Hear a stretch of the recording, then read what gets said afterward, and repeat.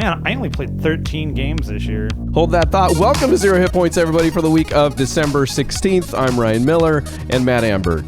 I, myself, am Ryan Miller and Matt Amberg. Awesome. I will talk to you later. I'm going to go get Subway. I said that wrong. And so that's what happens when I don't have an introduction. And here he is, your top five, your favorite fifth, a whiskey, Matt Amberg. I don't know. That's the correct terminology, right? I drink a lot. You do, and you're right. Okay. I will be your favorite fifth of whiskey. Go whiskey. Why am I saying what? Why are you saying it?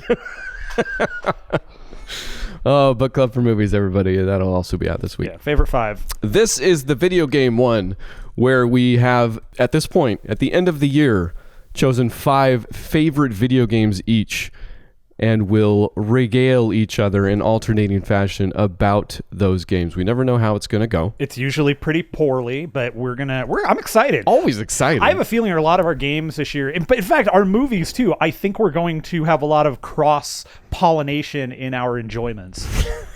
Okay. I interrupted you to start the show, but you said something very interesting. You played 13 new games this year? I only played 13 new games, and technically 12. One of them I don't like to count, but I will. And here's the hint. It was Dr. Mario World. Oh, okay. I almost went with DC Legends, and then I remembered that game's like 4 years old or whatever it is, actually. I had no idea how long. Yeah, that game has been out forever. It's apparently like... I don't know. Yeah, it seems... It's been out since mobile games were available. Like, that's how long that game is. It seems like a relic. Seriously. Like, it's been added on to. We talked about this the very first time we talked about it, but yeah, it seems... Okay. We've already started talking about DC Legends, and it's not our top 5. So,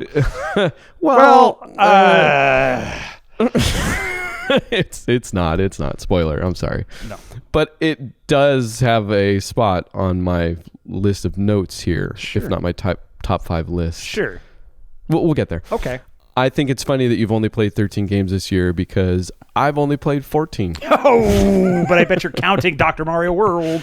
And I don't know if this is why you have that number, but I had to go back and make sure because I still feel like this has been the game where I've played the least, certainly amount of new games, but also just least amount of games, period. Yeah, for sure. So this has been a very, there's been a dearth of video games for me this year. And part of that's, of course, I got hired.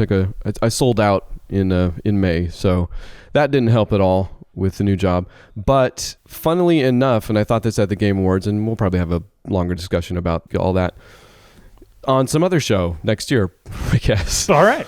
But we made the most correct predictions, I think. If you go back and listen to our nominees show. And I have, and I will, again. But I did. I went back and I made a list of all the games I had played, period, which still only came out to maybe 30. Yeah, there was maybe double the size of the list, and then when I halved it is when I got how many new games. How many games that came out in 2019, yes.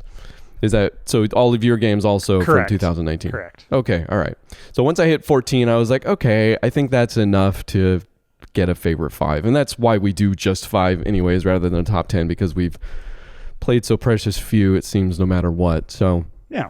So before we move on, I'm going to give you the hot cuts, the honorable mentions, the ones that if depending on, in fact, I feel like I have done this in years past, depending on my mood, I would include on my list anyway, even though they didn't come out this year. Sure. So I bid a fond farewell to Nintendo Labo. Yep. Honestly. And I get that can be a divisive quote-unquote game, but I think it's brilliant, and I had a ton of fun with it. Cool. Super Hot VR, probably still my top VR game of all time at this point. Still want to play it. You'll love this one. Might and Magic Clash of Heroes. That's such a good game. And a lot of that is the surrounding, that had been your favorite game for I don't know how long. Or you liked it a lot and then finally turned me on to it and I couldn't put it down. We played it while I was in Colorado, etc. So top of the list, 2007. Yeah, that game is 1,000 years old. And of course, the very tippy top for these only year-old games, Yoku's Island Express, that maybe came the closest to being on this list no matter what. Huh. And Red Dead Redemption 2. Sure. As you do. As you do. As people do. That game is like 4 years long as it is, so. So a fond farewell and a whatever it is to those tippy top games that couldn't make the list this year for not coming out this year, Yeah. I guess. AKA losers. Just all incredibly excellent losers in their own special way. Stupid games, dumb games that couldn't come out the right year. So way to be idiots.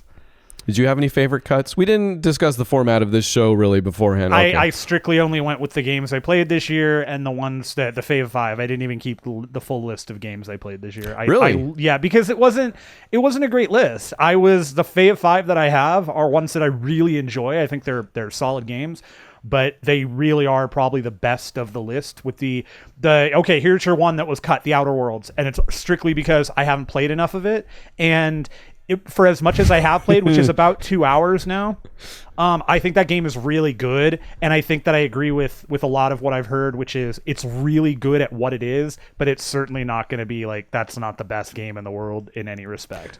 So you had some hangers on then. Outer Worlds maybe made you think about it for a second or two. Sure. It was never going to make my top 5. Oh, okay. No, because I just haven't put enough time in with it. Okay. Well, funny you should mention that. My list is equal parts irresponsible and incomplete games. Sure. So this will be a fun one either way. Yeah, mine are all ridiculous. So Outer Worlds didn't make my cut either. So sayonara, Outer Worlds. Way to go, Obsidian. Make a better game next time.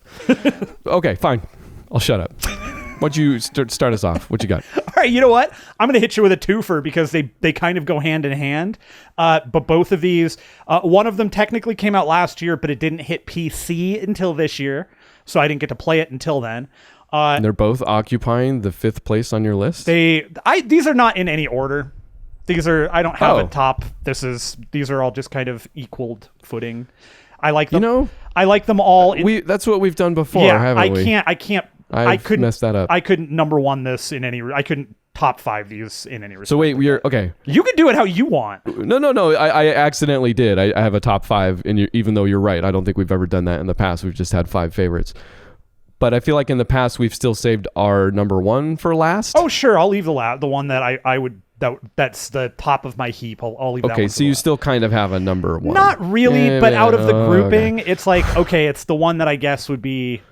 It's, that's fine. Okay, well, all right. Again, we don't plan this ahead. No, we don't. Try not to. It's no fun.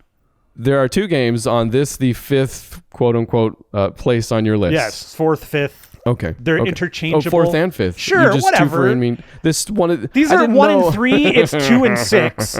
I don't have it's a 4th. A mess. Yeah, This is a mess. I'm going to break it down. I have no order. I'm just giving you these 2 because they make the most sense. Well, you know what? That's it. Okay. Tetris Effect and Tetris 99. I'm just done. Oh, okay.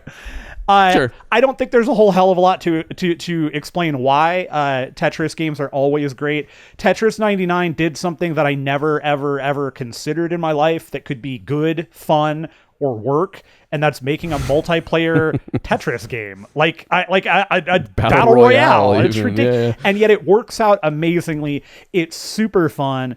And I like the functionality, like the way that the options to how you're going to attack other people or defend yourself, whatever.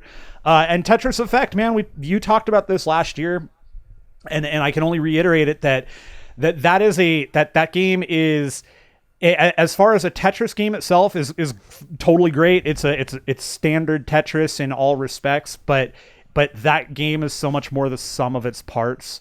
With the music, and when you're like, as the music picks up and you're getting your Tetrises and you're doing your T-spins and stuff, and you're going through this campaign, like it's great. It's a super great game, and in VR, man, that's like, I get why that experience was so strong for you, because that's a really good experience for Tetris. So how far did you? This is all news to me, by the way. I knew you were going to get it eventually, but how far did you get through the whole campaign then? Or? Not yet. I'm like I don't know, halfway through it, maybe. Okay, so that's still a good couple hours. No, yeah, I fully admit I have a problem playing it in that it is that is really hard to play for long periods of time in VR for me. Sure. It doesn't like I like the look and everything, and it's great, but there are a number of, my biggest complaint with it is there are a number of maps where the coloring on the map itself goes like to bright white, and it's really hard to see things. Right. And Yeah. And they do. I feel like they do that on purpose too, because it's muted before that, and then it goes to so white. And one of the levels you're in the snow. I don't know if that's the same one you're thinking of, but it's like you have to close, like your pupils adjust because you have to close. It's crazy. Yeah, and they use that on and purpose. it hurt really. Like it got very A little bit. uncomfortable. And I was like, yeah, as soon as I'm done with that level and I got to the next one where the colors got muted again, I was like, I can't keep doing this. Oh, that was a migraine. Basically, yeah. Like I didn't know what those felt like. Yeah. So it's a lot of like 2 or 3 levels at a time, and then I do that, and I'm like, okay, I can't anymore. So, good To game. be fair, that never happened to me, and you're wrong. The game is perfect, but That's true. in fact, I'm upset that I didn't realize that since it did come out technically again on PC, I could have just thrown it back into my favorite 5 again this year. So, Sucker. thank you, I guess. All right. And funny enough, Tetris 99 also on my number 5 spot, which is ordered for some reason, but not with, and also has 2 things on it. If you remember last year, sometimes the way that I ordered my list, I might have done this for a book club for movies as well, it made it easier, was that I'll arbitrarily pit 2 games against each other. Sure. And that way, only one of you can have a spot. So this year it was actually Tetris 99 versus Apex Legends on my 5th spot. Sure. I've played more Tetris 99, but they're both kind of battle royale. I think obviously if I had played more Apex, I probably would put that here instead of Tetris. Yeah.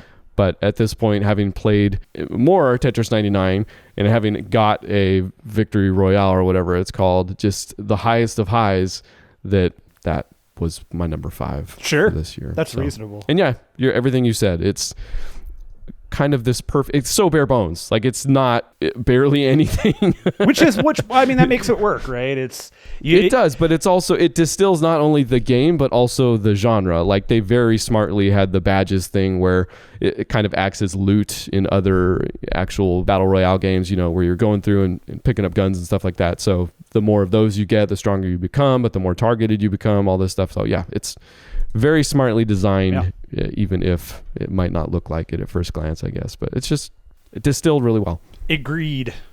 Okay. Number 4. Hit it. That you're going to mention, but not necessarily ordered. Oh, I was. Well, I've just I done was 2. ping ponging or volleyballing. Have you done 2 now? Because I've done 2. I've only got 3 left. Oh, I see. Okay. No, I do have an actual number 4 here. Call of Duty Modern Warfare. Murder and Warfare. The game I finished, number 1, so we're still in the realm of responsibility here. Nice. When it comes to, yep. And I've said a lot about this most recently, I feel like, because I played it most recently, the most recent shows we've talked about this. Yeah. So all of that, plus it just holds up till the very end. It is just an incredibly polished experience. Looks fantastic. The gameplay is as good as it's ever been, actually. I'm excited to go back and play Call of Duty 4 Modern Warfare Remastered to see kind of how it holds up as far as that goes, because I remember that just being the tightest game I had ever played up to that point. So yeah, you were pretty amped up about that too. The Call of Duty 4? The remaster. Yes. And the game in general, just it's on my top. Yeah, I mean, but 10 but of ever. But I mean, replaying the remaster was something you were pretty amped for. Yes. The multiplayer I've also talked about, that wasn't any type of highlight, but the campaign, I guess, just being so good. It really does remind me of the older Call of Duties. We're at a point now where the franchise is revolving between 3 studios, Infinity Ward not being what it used to be anyway. And as far as especially the campaign goes, getting something different every time, like what Treyarch has been trying to do with, they didn't have a campaign last time, did they? Nope. Right? For Black Ops 4 or whatever it was. Yeah. So even 3, I feel like, which I haven't played yet, but knowing what I know, is already on the way out type thing. Like they did some different things that could barely qualify as a campaign. So to have it back in kind of rare form or, classic form almost. Yeah. Is good, but also that it's been executed well. Like the characters are compelling. There's a really cool story at play. And yes, it's still very popcorn. There are familiar tropes. They're not. It's Call of Duty. It's a video game. I mean. Yeah, well, it's not.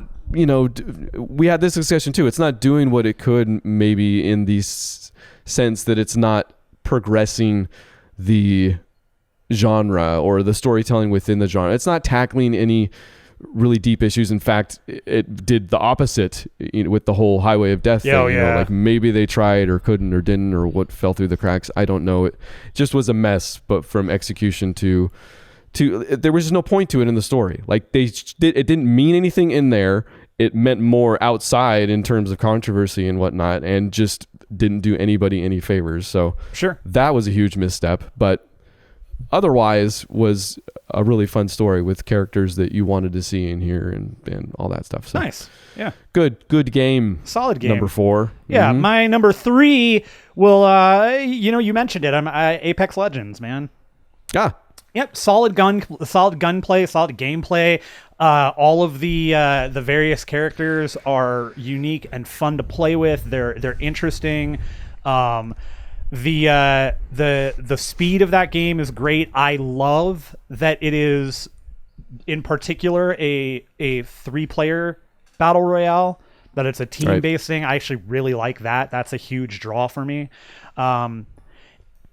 And it does play really, like, it's hard, man. It's not an easy game. People understand how those characters play and those guns work, but it all feels good. Like, even when I lose, even when I die quickly, it's kind of one of those, all right, well, I get what I did wrong there. I know what I could try to do next time. And those characters that, their specials, their abilities are so much fun to screw around with and figure out how to use them properly and how to use them effectively, that I just have a blast with it when I play it. So Apex Legends, number trace for me. Okay. Played far less of it, but can't disagree with anything you said. It's fun. Really. It's a solid shooter, man. That's, what it comes down to is a solid shooter. In fact, I think I'm on record as having said that's the game I wish I was playing the most right now. Sure, you have. You did. See? The record is there. I've gone back to the tape. I mean, it's probably my number 6 if you consider Tetris 99 beating it barely. I do. Number 6 for me, number 3 for you. Yeah, we're halvesies. So my number 3 then couldn't be any more different or irresponsible. Good. I myself have spent probably under a minute playing the actual thing myself with my own 2 fingers. Okay. Otherwise, my daughter has played it beginning to end. And it's number 3 on my list. Sure. Rolling in at number 2 for me, actually. Untitled Goose Game? Indeed. Well, you did play it from beginning to end, didn't you? I did. So that only further proves that I'm irresponsibly right yet again. You are. You're 100% correct. That game... let's fight about it right now. Who's going to say... No. Go. No, go ahead. No, I was going to say... I don't remember whose turn it is at this point. It's your turn. I just was going to say that I think this is a funny game in that for this particular discussion, I feel like even though you didn't hands-on it for more than a minute, I think you get it. You've seen it enough. I do. You watched it and you got the experience. This is not a game that you necessarily had to have hands-on to experience when you're sitting there with your kid, your family, and playing it. And I know that's a bizarre thing to say about a game, but when you hear me talk about this thing, all the stuff that it does fantastically are the animation, which obviously you're watching. Yeah, beautiful. Just the moments too that game is built around. The goose is a complete character. And I mean that in a bunch of different ways, but also as he makes his way across the map, like they've added things. And again, everything I'm going to say seems incredibly small or seems like the thing that people blow off 5 minutes after the fact. Like, oh yeah, it's really funny. It made me laugh. It didn't make me laugh. I mean, it did make me laugh, but it made me smile, right? It's the difference between that. So there's moments where you're moving from one end of the map to the other. The goose goes inside of a house, goes through a door. And then it's almost like a loading screen, except you can't see your goose. All you see is the outside of the house. The camera is pulled back. And as you're moving through to get to the other door, all you hear is just a ton of stuff crashing and falling to the ground and breaking. The bull in the China shop thing. It's amazing. And you don't see any of it, but it's just the idea that, what's going on in there. It's just a beautiful moment. All the interactions with the people, the subtle story as you're making your way through. Each area puts up a no goose sign until you finally get to we will probably spoil many of the games we talk about. Yes. You get to like a model of a city where you're essentially a goose kaiju just going through the thing, like wrecking it until you destroy the centerpiece of the town, which is a bell tower. You get the bell, and then your goal becomes to take the bell back to the start of the game, which isn't necessarily easy. You still have to avoid all the people who want to take the bell back from you. But once you get there, and I had forgot this, but my daughter, upon exploring, had found this, and I totally forgot it was there. As you get back to the start of the game and drop the bell off, there's just a pile of bells. So, yeah, you've done this who knows how many times, and I'm like, oh man, I totally forgot, and it just lands all at once, and you're like, this is fantastic. When that happened, and that's like the very last bit is you see all the bells in the ditch. I just had the biggest smile on my face. Like it was one of those things where there are enough people in this world and enough cynicism, and I mean, I'm a cynic to the bone, that would play this game and just be so mad at the end by going, I didn't do anything. Nothing happened this whole game.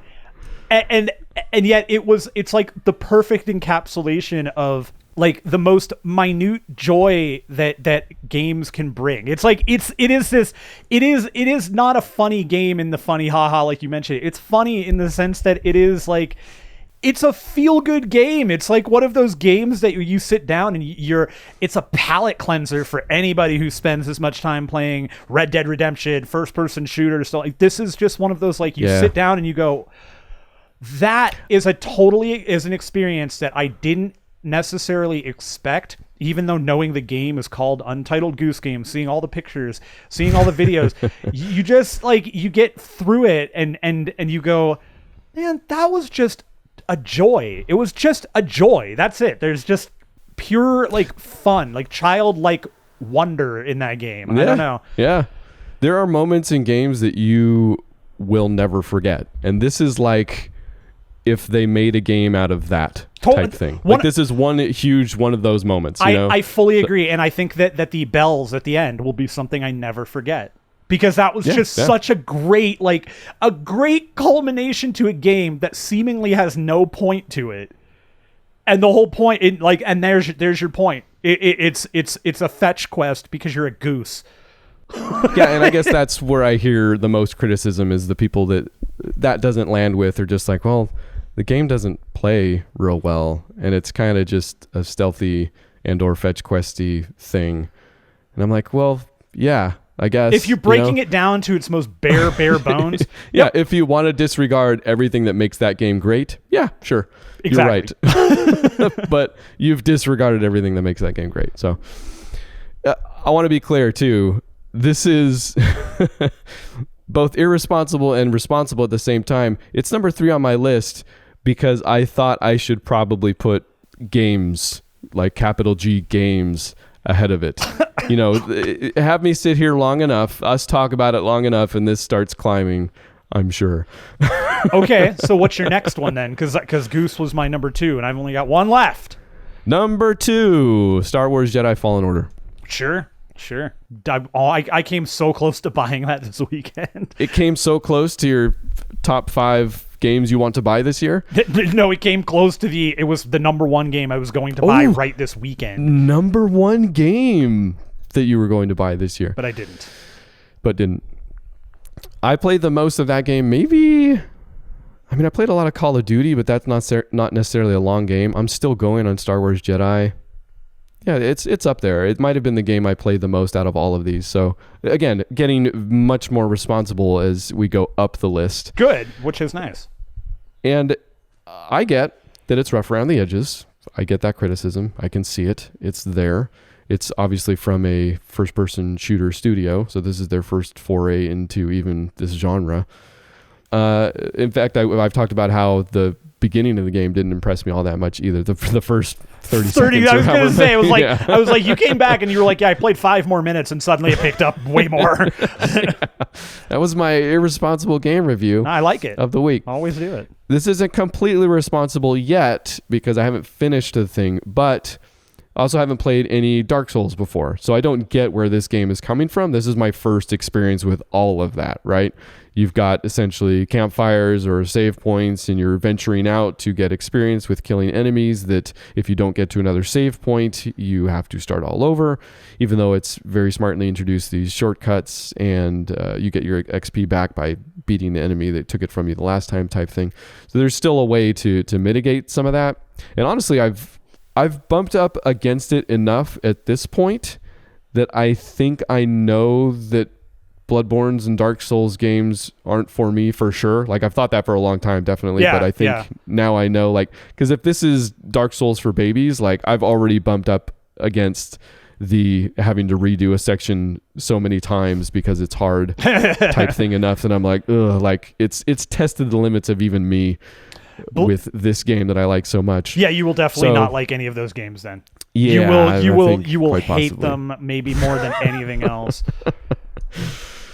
But what's keeping me going on this thing is that the gameplay is good. It's also kind of a God of War for babies type thing. Like God of War, was that last year? 2017? Yes, I think it was. 18? No, was I that think it was last year? Really? I think so. Okay. I don't remember. Skill tree and combat on that game is super deep, and I didn't take advantage of hardly any of it, I'm sure. This is kind of that. You're going through the tree and you're building out different abilities and skills and stuff like that, but there's far less of it. So I find myself actually experimenting with the additional attacks that I get, even though I could still spam one certain attack. Actually, no, I probably couldn't, because the enemies are also varied enough and named, which I guess is a Dark Souls thing. Like, it's very purposeful in all of its design. It's not a third-person adventure where you're dealing with classes of enemies that you just maybe get stronger as time goes by, but are the same thing. Like, I'm getting named enemies, I'm getting different attack patterns, I'm getting, also within Star Wars lore, I'm getting, their purpose, both where they're at and in general. They're hunting Jedi. This comes around the time of the Purge, the Jedi Purge. So just really interesting. And that's the other thing that I'm onto with this is the story. Mm-hmm. The story is pretty darn compelling. The characters are interesting. We've got kind of the typical gruff pilot in one case, but then Cere, I believe is her name, Cere, is this ex-Jedi who's renounced the Force for, I'm kind of discovering why. But tell me another time you've even heard of that. Oh. In fact, we got into this, were we texting? I can't remember. But, it was because the Mandalorian's kind of doing the same thing for us in this way. And I likened it back to the Rogue One. One of the reasons I loved that is because they were building out the universe in ways that, even though we've had so many movies and so much media up till now, which I guess excluding the books, they just don't surface. Rogue One had Donnie Yen's character, I can't remember his name, but a Force sensitive, right? He wasn't a Jedi, right? Here we have someone that's renounced the religion altogether. And I guess, some of the more recent movies, Rian Johnson's done his best to maybe touch on this as much as he can, with Luke's journey in the Last Jedi and all that stuff. But Fallen Order is doing the same thing. Like, it's making really smart story choices, and even though a lot of the stuff surrounding it is bare bones or rough around the edges, works definitely well enough to make my number 2. Nice. So, I love a good Star Wars game, man. Haven't played one in a while, and that one just looks like it's fun. Mm. It's probably been, I didn't play Force Unleashed 2, so probably Force Unleashed 1. That was still... And I don't think that was fantastic or anything, but it was good. It was really good. Force Unleashed 2, I really like both of those games. Force Unleashed 2 will always hold a spot in my heart for maybe one of the most annoying games of my... Oh, really? Yeah, because they glitched. There were glitched achievements, and it was during the time when I was really hardcore trying to get them. And there was one that I couldn't get. It just I was mad about it because it never got fixed. Really? It was the game is super. I've never broken. heard much good about that game other than it's short. I like it. I thought the overall Force Unleashed 2. Yeah, no, I thought that overall game was okay. good. It was just it bugged out on me at the end, and gotcha. I was pissed about it, and so I actually got to the point where, and it was really close to the end, and I think one of the achievement, the achievement, like I had the 2 to get. One of them was to finish it on the highest level, and then there was something else, and I'm sure there's other ones there. But I was focused on either finishing a level, doing something right, and it could not happen. I kept going. Finally looked it up, and this is bugged. if you did this and this, it's bugged. You can't fix it. You have to like, and I just was not going to go through with all the effort that I put in. I wasn't going to go through and delete the game, reinstall it, to go through all of the difficulty that I went through to get. I'm like, no, done. Screw you. I have a bad habit of weighting my reviews of games based on achievement obtainability. Oh, I like know you tell you me do. achievement's not obtainable, and I'm like, well, that's the worst game that's ever been made. It's a piece of trash. It's not worth playing. And you're like, no, a game can still be good and have a glitched achievement. Oh, right, that's right. Okay, sorry. Yeah, well, Just, I don't know. Old habits. It's good though. I want to play it. I may actually go play that game someday. It is. I own it. It was free at some point, so It's a fast game. It was that intro section was really great. Where you're on, I think on Kashyyyk. It was pretty cool. no. I'm pretty sure that was the first one. Where you're Darth Vader walking slowly. Just Oh yeah, that was the first one. terrorizing Yeah. everybody. Yeah. I've heard somebody talk about that recently, and it was a podcast somewhere, and Forgot I'm about like screaming into my microphone. No, that was the first one. So, yes, Star Wars Jedi Fallen Order. We're there at our number ones. That's right. Your roughly designated number one, and my definitely designated number one. Number uno. Are you ready? So, This game is I'm going ready. to blow you away. is it? You always blow me away with your number one. Nobody played this game, and it's unfortunate. including you. I played or- it. I played it. Okay. On multiple platforms at that, which is mind-boggling too. Incredibly difficult game, but everything about this game kind of hits me in the right way, from the tone of it to the story to the voice acting, and it's The Church in the Darkness. Oh, you're right. I totally should have seen that coming. I absolutely should have seen that coming. In fact, was this on your list last year? No, because I don't think so. Didn't play it. It didn't come out until this year. I mean, I played like the alpha last year. Huh. But it didn't actually release until this year. In fact, the first time I played it was Okay. on the flight to somewhere, maybe New Orleans, when I was playing on my Switch. But that game is really difficult. But I love the 70s jungle cult takes family member. You have to infiltrate to find it, and it's hard.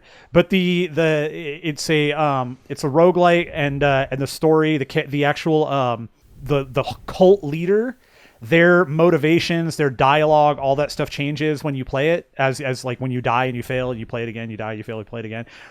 So how the cult actually patrols and what they're patrolling and what they're doing is different every time too.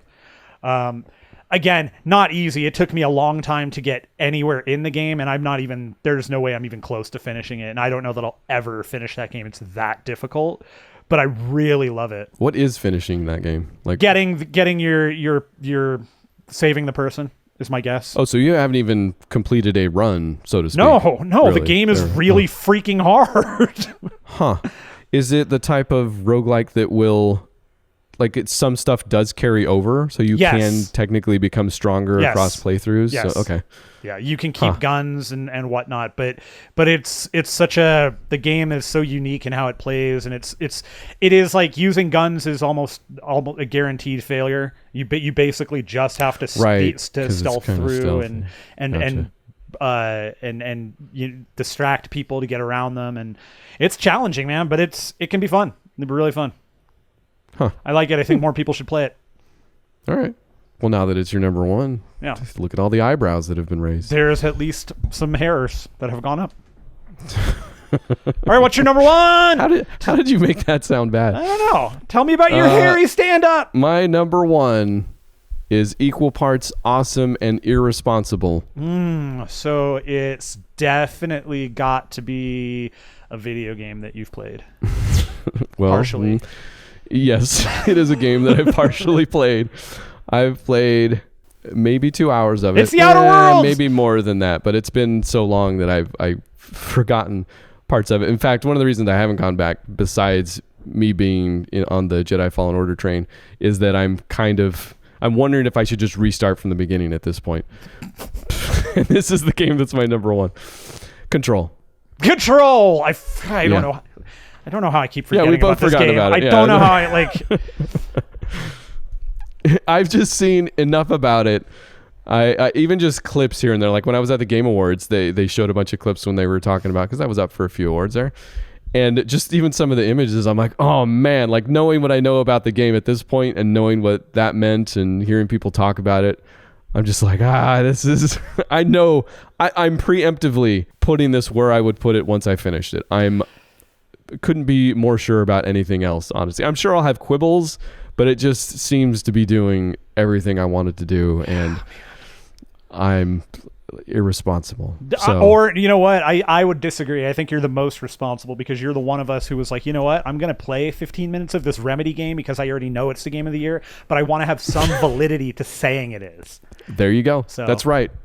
So you are correct, and you, my friend Ryan Miller, the winner of 2019's Zero HP is Fave 5. Is that all? I feel like I should say more about Control. That was very few words. No, you can keep going. I just game. wanted to let you know you won. Oh, okay. No, I'm probably done. It's watch a clip on it. Actually, you know what? I think I said everything I would say right now about it. Maybe last show, whatever show that was. I think you mentioned it just last week or the week before. Just imagine everything you love about Remedy and it being in top form, and there you go. See, and now I'm thinking, do I try to get Jedi or do I get Control now?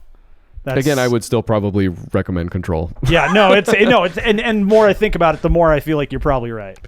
I'm sure the better game. It's less rough around the edges. Yes, it's everything you know about Remedy. They make story games. They make games that you can play and be like, oh, this is a Remedy game. You know, from Max Payne to this game.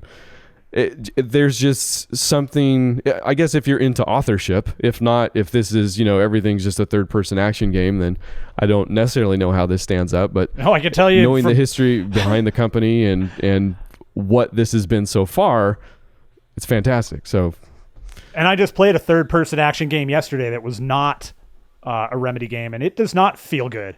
You would be a discerning person, I would say. So I might be. Or fanboy, whatever euphemism we're going with nowadays. But I'm a Remedy stan. Is that what it is? I think. Is what? Yeah, don't worry about it. Okay. I don't want to try and explain it.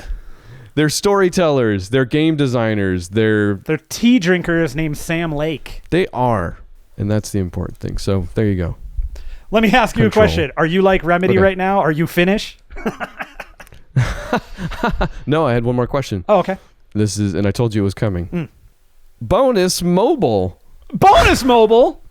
So we've put in a fair amount of time to a game like DC Legends, and I've put in a fair amount of time to Dr. Mario World, and we've definitely spoken enough about them, so I'm not going to get bogged down in that, but I'm just curious where games like that stand in discussions like this. Like, I don't think either of them are good enough that on their own merits we'd put them in a top 5, but we spend a lot of time playing them, and we obviously like them. So I say whatever. I don't care. I don't find those to be games that are worth, for me, putting into a thing like this. They're games that I spend time with, but they're not games that I spend time with deeply, that I'm moved by, that I'm interested in terms of, like, I'm thinking about it all the time. DC Legends is cool. I like comic books. I like comic book characters. That's a game I can sit on a toilet or on a conference call and mindlessly press buttons and watch characters I like do things I like. They're time consuming. They're basically time killers. It's something for me to do, and I enjoy them. You're absolutely right. Are you sure? No, I don't know if that was a glowing review up till now. I do. I enjoy them for what they are, but they're just not like there's no narrative there. There's no game that the gameplay, the loop for all these games really comes down to a couple of questions. Do you want to spend money? Because that's part of the loop. Right. If you don't want to spend money, do you like the characters or the gameplay enough to not spend money? Sure. Okay. I am in that boat, but it's not like I'm not sitting there going, like Tetris Effect is a pretty funny comparison here, because arguably they're very similar in terms of there's not a lot going on. They're very straightforward games. There shouldn't be any emoting here. And yet Tetris Effect has emotion. It has something to it because of the music, because of the environment. Mobile games don't do that to me. It's just not something that can be done like that's worth it to me.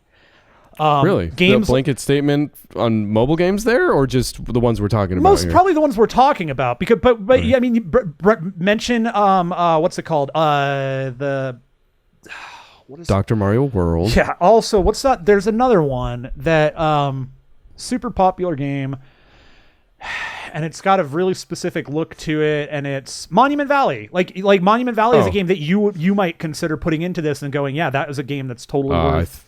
I think I might have, at some point, yeah. Yeah, I could never do that. Like Monument Valley is very cool game, but that's just that's not something that for me, I think I'm gonna put in my fave 5 here. Like mobile games, that's not like it to me. Mobile games, I guess, for me are a separate thing altogether. Okay, so we should do a top 5 mobile games? The answer for me is universally every year for the past 5 years, the mobile game of the year is the New York Times crossword puzzle. So, okay, I don't disagree with a lot of what you said. I think I maybe do give more credit to mobile. Like, Monument Valley is a pretty good example. I found that game evocative, and thoughtful and special. And it was, I don't think, you probably can't play that not on mobile, on PC or something. But well, I've played it. That's the thing, is I've played it. I have it. I've played it on my iPad. I played it on my iPhone. Yeah. It's just... No, I'm just talking about as far, because it sounds like you're saying there's something to the medium. There's something to a game being on a phone that kind of necessarily disqualifies it from for me being too moving. Yeah, no, that's what I'm saying. This is where we might disagree just a little bit, just for that.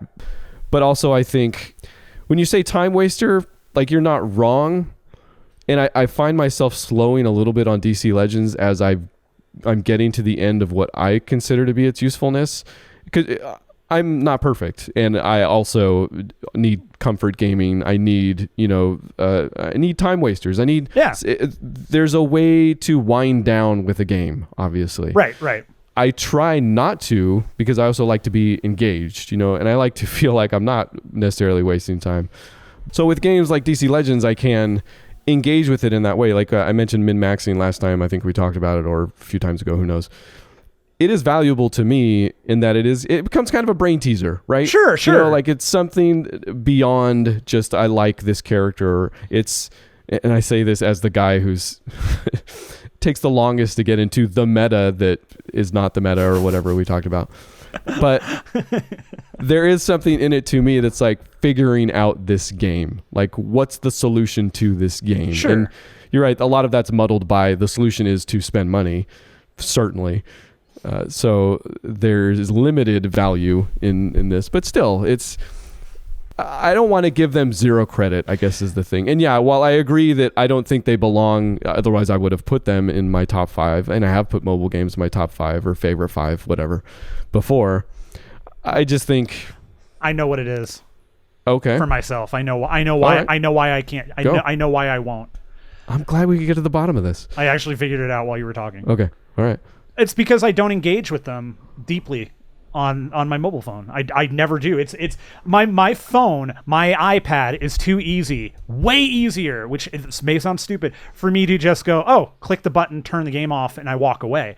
When I'm playing something on a PC or on an Xbox, I have to consider, okay, am I just going to shut this thing down? Am I going to walk away? Do I save this game? What do I do? I'm engaged.